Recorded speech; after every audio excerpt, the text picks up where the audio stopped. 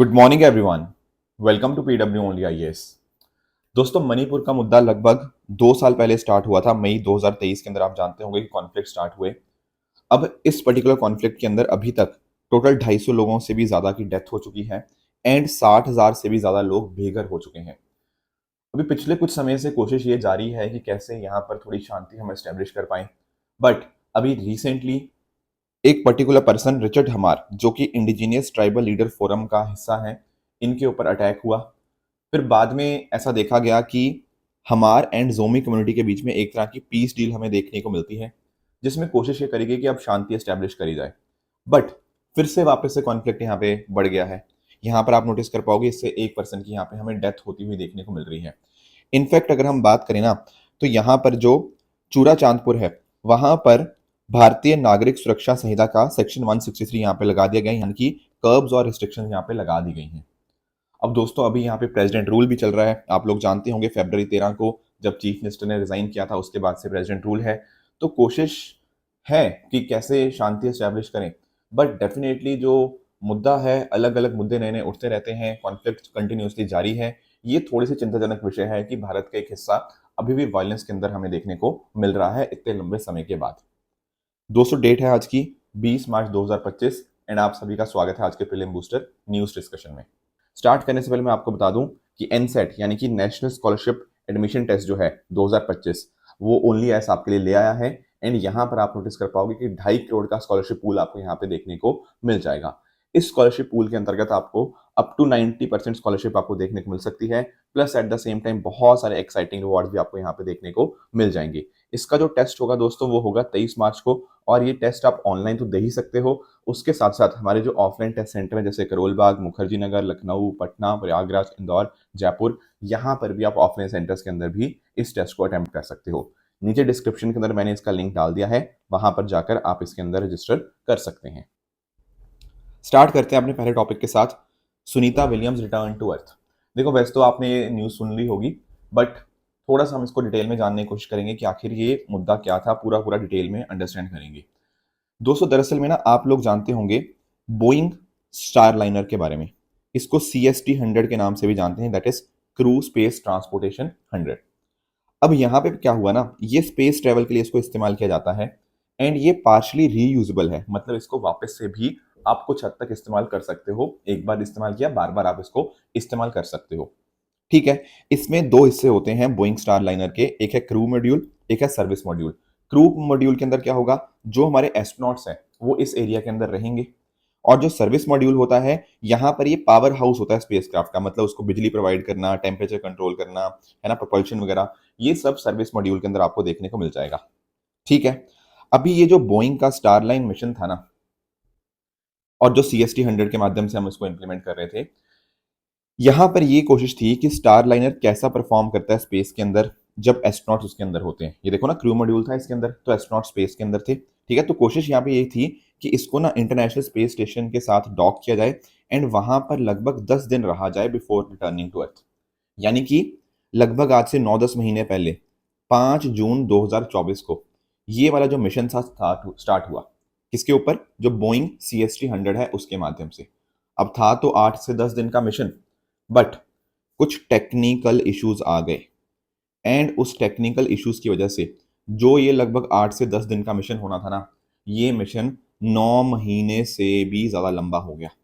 यानी कि जो दो मैं एस्ट्रोनॉट्स की बात कर रहा हूँ, सुनीता विलियम्स और इनके साथ जो थे बच विलमोर, अब ये एक्सपेक्टेड तो थे कि आज 8 से 10 दिन रहेंगे वहां पे, बट इनको रहना पड़ा 9 महीने से भी ज़्यादा। क्या रीजन रहा इसके पीछे का? देखो यार, बोइंग स्टार लाइनर के साथ कुछ टेक्निकल इश्यूज आ गए, जैसे फॉर एग्जांपल हीलियम लीक हो गया, थ्रस्टर माल फंक्शन हुआ, जिस वजह से पता क्या हुआ, टोटल 28 थ्रस्टर्स में से 5 थ्रस्टर्स फेल कर गए। अब वापस आने के लिए ये चीज बहुत ज्यादा जरूरी होती है, थ्रस्टर्स, बट वही फेल हो गए थे। तो यहां पर फिर क्या किया गया, यहां पर नासा ने स्टार लाइनर को वापस बुलाया, सेंट मतलब स्टारलाइन को वापस आया एंड उनका जो रिटर्न था उसको अरेंज किया गया by a new SpaceX crew Dragon. NASA की कोशिश ये थी कि यार एस्ट्रोनॉट्स को कुछ भी होना नहीं चाहिए, हम जल्दबाजी के चक्कर में एस्ट्रोनॉट्स की जान के साथ हम खेल नहीं सकते। तो उन्होंने पूरा टाइम लिया नासा ने, एंड स्पेसएक्स के द्वारा जो बनाया गया क्रू ड्रैगन मॉड्यूल था उसको वहां भेजा गया एंड उसके माध्यम से फिर वापस उनका रिटर्न करवाया गया। ठीक है, तो उन्होंने एस्ट्रोनॉट की सेफ्टी को प्रायोरिटाइज किया एंड अकॉर्डिंगली इस वजह से इतना लंबा टाइम यहाँ पे इसमें लग गया। अब यहाँ पर ना जब इतना लंबा टाइम ये रहे, 9 महीने 10 महीने के आसपास का टाइम, तो इससे हमें काफी सारी चीजें स्टडी करने को मिल गई। जैसे फॉर एग्जाम्पल आप लोग जानते होंगे माइक्रो ग्रेविटी के बारे में। देखो माइक्रो ग्रेविटी को ना काफी सारे लोग जीरो ग्रेविटी बोल देते हैं, हालांकि टेक्निकली वो जीरो ग्रेविटी होती नहीं है। बट होता क्या है, यहाँ पे एक इंसान को वेटलेसनेस, ठीक है, अपना भार फील ही नहीं होता, वो सिचुएशन होती है यहाँ पे। अब उस चीज का इम्पैक्ट 9 महीने 10 महीने तक एक बंदे की बॉडी के ऊपर आ रहा है, तो उसका कैसे इम्पैक्ट होगा? क्या उसकी बोन डेंसिटी लॉस हो रही है? ब्रेन फ्लूइड में क्या चेंजेस आ रहे हैं? हार्ट डिजीज का रिस्क कैसे बढ़ रहा है या क्या चेंजेस आ रहे हैं? ये सब चीजें भी हमने स्टडी करी। तो इसके माध्यम से ना हमने और भी चीजें अंडरस्टैंड करने की कोशिश करी। जैसे फॉर एग्जांपल इतने लंबे टाइम तक आप अकेले रहते हो तो आपके दिमाग के ऊपर कैसा इंपैक्ट आता है, कॉग्निटिव फंक्शन कैसे आपका चेंजेस आते हैं।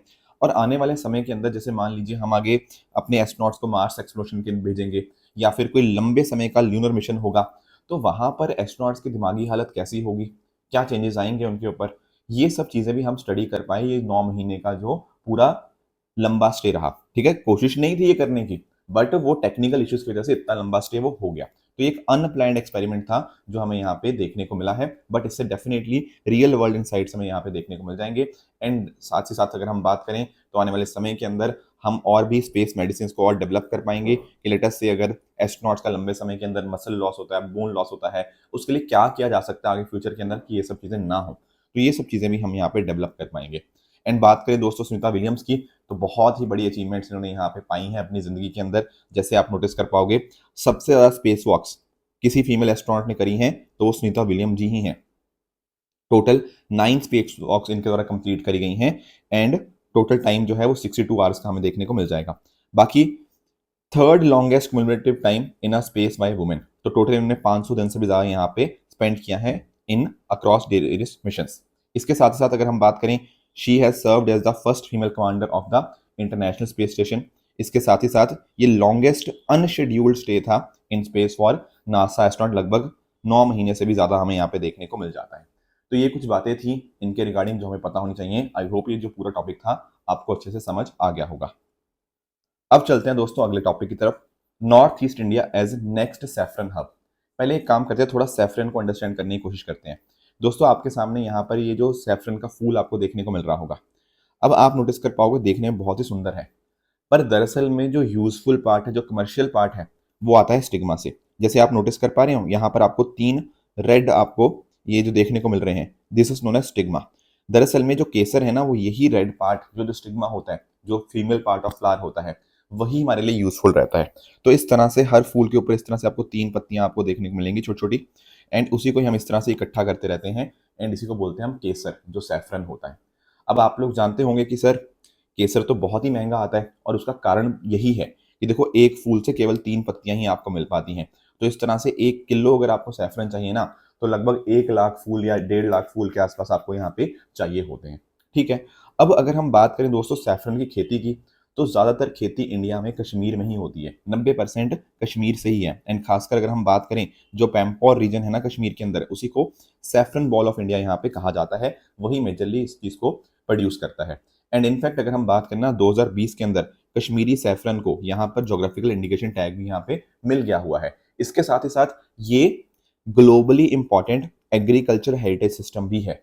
दरअसल में क्या होता है ना, Food and Agriculture Organization FAO इसको रिकॉग्नाइज करता है as globally important agriculture heritage system. ये वो साइट्स होती हैं जहां पर आप नोटिस कर पाओगे जहां पर कम्युनिटीज बायोडाइवर्सिटी को प्रिजर्व करती हैं, उनकी ट्रेडिशनल नॉलेज हो गया एंड सस्टेनेबल फार्मिंग प्रैक्टिस को इंश्योर किया जाता है। तो इस तरह की टोटल 89 साइट्स आपको दुनिया भर के अंदर देखने को मिल जाएंगी। अब सैफरन के बेनिफिट्स बहुत सारे हैं, मेडिसिन के अंदर होता है, जैसे फॉर एग्जांपल बीपी कम करने के अंदर मदद होता है, अनीमिया ट्रीट करता है, माइग्रेन ट्रीट करता है, एंड जिनको नींद नहीं आती उनको भी मदद यहाँ पे करता है नींद आने के अंदर। इसके साथ ही साथ इसके कॉस्मेटिक बेनिफिट भी हैं, आपकी स्किन की क्वालिटी इंप्रूव होगी, चेहरों पे दाग धब्बे होते हैं उनको यहाँ पे खत्म करता है। उसके साथ ही साथ इसको बहुत सारी डिशेस, इवन स्वीट्स वगैरह के अंदर भी डाला जाता है, डेयरी प्रोडक्ट्स के अंदर डाला जाता है, बेवरेजेस वगैरह के अंदर भी, तो वो बेनिफिट्स भी आपको देखने को मिल जाएंगे। अब अगर हम बात करें ना सैफरन की, तो सैफरन दरअसल में ग्रीस, और अगर मैं बात करूँ टर्की का जो एरिया है एशिया माइनर जिसको हम जानते हैं, वहां का नेटिव आपको देखने को मिल जाएगा। बट आज के समय Italy, France, Spain, China, India, इन अलग अलग कंट्रीज के अंदर आपको देखने को मिल जाएगा। इंडिया में सैफरन की प्रोडक्शन लिमिटेड है, जिस वजह से हमें भी इंपोर्ट करवाना पड़ता है सैफरन। मतलब कश्मीर में होती है बट उतनी नहीं हम कर पाते कि हम सारी की सारी अपनी डिमांड को मीट कर पाएँ, इसीलिए हमें इंपोर्ट भी करना पड़ता है। ठीक है, अब यहाँ पे पता क्या हुआ है, यहाँ पे अब सरकार ने नॉर्थ ईस्ट इंडिया को अगला सैफरन हब बनाने की यहाँ पे कोशिश है। क्योंकि आप नोटिस करोगे जो कंडीशंस हमें कश्मीर में देखने को मिलती हैं, वैसी कुछ कंडीशंस कुछ एक स्टेट्स के अंदर आपको नॉर्थ ईस्ट में भी देखने को मिल जाएंगी, जिस वजह से कोशिश ये है कि नॉर्थ ईस्ट इंडिया को भी अगला सैफरन हब के तौर के ऊपर हम डेवलप करें। तो थोड़ा सा इसके बारे में कुछ फैक्चुअल चीज़ देख सकते हो। सैफरन को जो प्लांट किया जाता है वो जून जुलाई के समय के ऊपर प्लांट किया जाता है। कुछ एक केसेस के अंदर आपको ये अगस्त सितंबर के अंदर प्लांट होता हुआ भी देखने को मिल जाएगा, और इसका जो ब्लूमिंग सीजन होता है वो अक्टूबर का महीना आपको देखने को मिल जाता है। 2000 से ज़्यादा 2000 मीटर से ज़्यादा आपका एल्टीट्यूड चाहिए अबव द सी लेवल इसको ग्रो करने के लिए, एंड ये उस सॉइल के अंदर ग्रो करेगा जहां पर जो पीएच की रेंज होगी वो 6 से 8 के बीच में आपको देखने को मिल जाती है लोमी सैंडी सॉइल के अंदर। इसके साथ ही साथ जो क्लाइमेट चाहिए उसमें वेरिएशन थोड़े हो सकते हैं, जैसे समर टेम्परेचर 40 डिग्री सेंटीग्रेड से नीचे रहना चाहिए, विंटर टेम्परेचर कम हो सकता है as low as -20 degree centigrade, तो विंटर टेम्परेचर काफी कम भी हो सकता है। तो आप नोटिस कर सकते हो कि यहाँ पर एक ड्राई टू मॉडरेट क्लाइमेट इसको चाहिए with well drain soil, that is the focus. तो नॉर्थ ईस्ट इंडिया में भी काफी सारे एरियाज हैं जहां पर आपको ये एरियाज में इस तरह का क्लाइमेट देखने को मिल जाएगा, तो उसी को अगला सैफरन हब बनाने की यहाँ पे हम कोशिश कर रहे हैं।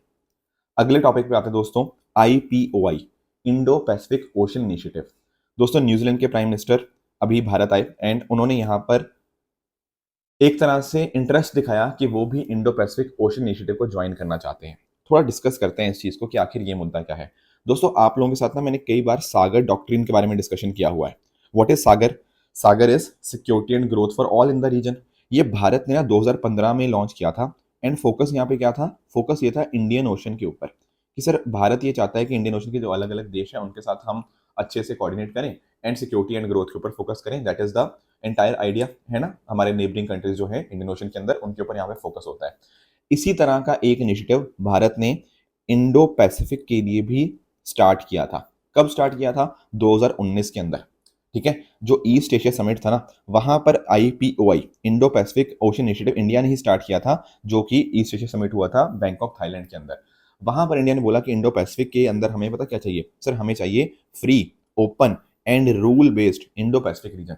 हम ये क्रिएट करना चाहते हैं, एंड उसी पर्टिकुलर पर्पज से इंडिया ने ही IPOI को यहाँ पे बनाया था। अब ध्यान रखने वाली बात यह है, ये एक non treaty based voluntary framework है, यानी कि यहाँ पर इसके पीछे कोई ट्रीटी नहीं साइन हुई। ठीक है, ऐसा कुछ भी नहीं है इसके पीछे। ठीक है, अब इसमें कोशिश यही है कि जो अलग अलग देश हैं जो सिमिलर सोच रखते हैं कि Indo Pacific region free, open and rule based होना चाहिए, उनके बीच में कोलैबोरेशन किया जाता है थ्रू मैरीटाइम पार्टनरशिप्स। तो ये यहाँ पे ओवरऑल इसका फोकस रहता है।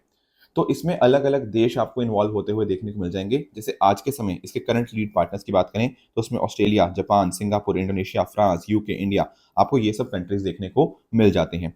एंड आप नोटिस कर पाओगे ना, इंडो पैसिफिक रीजन के अंदर चाइना अपना दबदबा काफी ज्यादा बना रहा है। तो इंडिया की कोशिश एक तरह से इनडायरेक्टली ये है कि हम इंडो पैसिफिक को free, open and rule based order रखें। तो ये चाइना का जो एक तरह से गलत चीजें कर रहा है चाइना, है ना, छोटे कंट्रीज के ऊपर दबाव बना रहा है, वो चीजें हम ना हो, राइट। और इसीलिए अगर हम फंक्शंस की बात करें ना, तो यहाँ पर डिफरेंट डिफरेंट फंक्शंस आपको देखने को मिल जाएंगे, जैसे cooperation between the various countries on security, इसके अलावा डिजास्टर रिस्पॉन्स को स्ट्रेंथन करना, इसके साथ ही साथ आपस में चीजें एक्सचेंज करना, जैसे academic and technological exchange, maritime trade को और प्रमोट करना, राइट, इकोलॉजिकल प्रोटेक्शन करना, कैपेसिटी बिल्डिंग करना, एंड साथ ही साथ भारत की लीडरशिप को और एनहेंस कर पाना in the particular Indo Pacific region. ये यहाँ पे हमारा फोकस देखने को मिल जाएगा IPOI का। तो इसके माध्यम से आप नोटिस कर पाओगे Australia, Japan, Singapore, Indonesia, France, UK, India यहाँ पर कोऑर्डिनेट कर रहे हैं, एंड न्यूजीलैंड भी यहाँ पे इसको ज्वाइन करने की यहाँ पे कोशिश कर रहा है।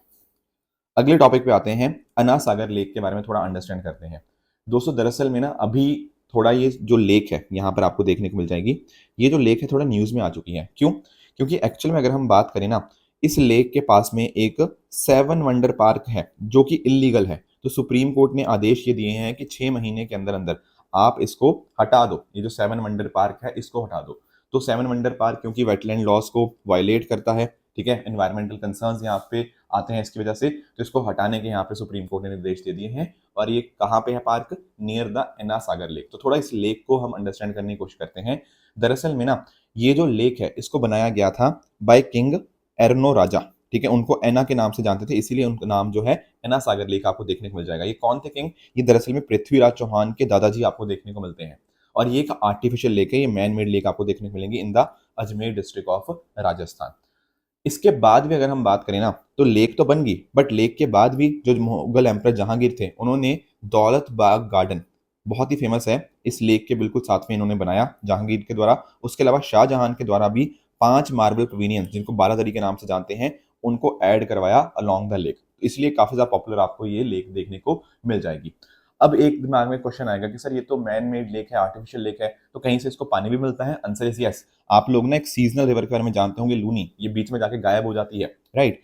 ये लूनी ओरिजिनेट करती है अरावली रेंज से, तो ये जो आपकी लेक है ना, इसको पानी दरअसल में यहीं से मिलता है, इस पर्टिकुलर लेक से, राइट? अब सुप्रीम कोर्ट ने यहाँ पे एक वेटलैंड लॉस की बात करी है, बट आपको ध्यान पता क्या रखना है? ध्यान ये रखना है कि जो एना सागर लेक है, it is not a part of Ramsar, ठीक है? रामसर लिस्ट के अंदर एना सागर लेक नहीं आता है। हालांकि सुप्रीम कोर्ट ने बोला है कि वेटलैंड लॉज वायलेशन होते हैं, पर रामसर लॉज नहीं, ठीक है? रामसर की बात नहीं हुई है, तो इसलिए it is not a Ramsar site. तो ये कुछ बातें थी जो आपको यहाँ पे जाननी चाहिए।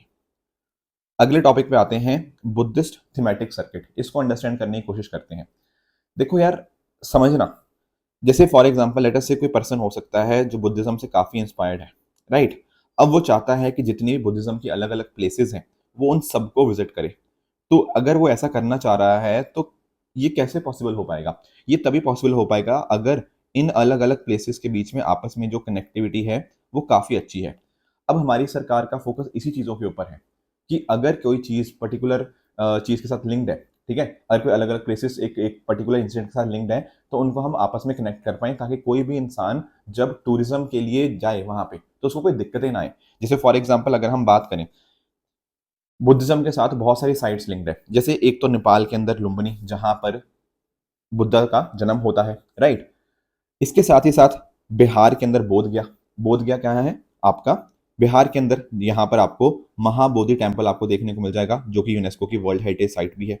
इसके साथ ही साथ यहीं पर इनको निर्वाण प्राप्ति हुई थी। इसके अलावा अगर हम बात करें, सारनाथ यूपी के अंदर है, ठीक है, वाराणसी के आप पास में देखने को मिल जाएगा। यहाँ पर पहला जो उपदेश था, फर्स्ट सरमन, जिसको हम धर्म चक्र प्रवर्तन के नाम से जानते हैं, वो यहाँ पे सारनाथ में दिया। उसी के अलावा कुशीनगर, जहाँ पर महापरिनिर्वाण यानी कि उनकी जो पासिंग अवे, जो डेथ की बात होती है। इसके साथ ही साथ राजगीर और नालंदा, नालंदा के बारे में आप जानते होंगे, बहुत ही फेमस यूनिवर्सिटी रही है, एंशियंट यूनिवर्सिटीज के सबसे फेमस यूनिवर्सिटी नालंदा ही है। उसके अलावा मध्य प्रदेश के अंदर आपको सांची स्तूपा आपको देखने को मिल जाएगा। तो ये सब जो प्लेसेस है ना सर, ये एक तो चलो नेपाल में है, पर बाकी जो सारी प्लेसेस हैं, ये सारी इंडिया के अंदर हैं, and these are very very important from the perspective of Buddhism, right? तो हम क्या कोशिश कर रहे हैं कि इन सबको कंजर्व तो करें, जैसे आर्कियोलॉजिकल सर्वे ऑफ इंडिया इनको कंजर्व तो कर ही रहा है, पर इनके बीच में आपस में कनेक्टिविटी भी हम बहुत बेहतर बना रहे हैं। कि अगर मान लो कोई पर्सन आता है, मान लीजिए श्रीलंका से आया, थाईलैंड से आया, म्यांमार से आया, जो बुद्धिज्म को काफी फॉलो करता है, उसको समस्या ना हो अगर उनको इतनी सारी प्लेसेस को विजिट करना है, वो आराम से इनको विजिट कर पाए। That is the entire focus of this particular thematic circuit. तो इस तरह के बहुत सारे हम थीमेटिक सर्किट्स बनाते रहते हैं। जैसे फॉर एग्जांपल स्वदेश दर्शन स्कीम, ये 2014-15 के अंदर आई थी, तो इसके माध्यम से हम अलग अलग थीमेटिक सर्किट्स बना रहे हैं। जैसे फॉर एग्जांपल बुद्धिस्ट सर्किट तो पता ही है, ऐसे ही बहुत सारे और सर्किट, जैसे कोई भगवान कृष्ण के जैसे भक्त होते हैं, उनको अलग अलग प्लेसेस विजिट करनी है, तो कृष्णा सर्किट है उसके लिए, रामायण सर्किट है, रूरल सर्किट है, north east circuit, Himalayan circuit, Sufi circuit, बहुत सारे इस तरह से आप लोग को सर्किट्स बनते हुए देखने को मिल जाएंगे अंडर स्वदेश दर्शन स्कीम। ये 100% सेंट्रली फंडेड स्कीम है, यानी कि इसका सारा जो पैसा होगा वो सेंट्रल गवर्नमेंट देगी, पर इसको ऑपरेट करना, इसको मेंटेन करने की जिम्मेदारी स्टेट गवर्नमेंट या वहाँ की यूटी एडमिनिस्ट्रेशन की देखने को मिल जाएगी। इसी तरह से दोस्तों हमारे पास एक और स्कीम भी है, Prasad scheme, pilgrimage rejuvenation and spiritual heritage augmentation drive.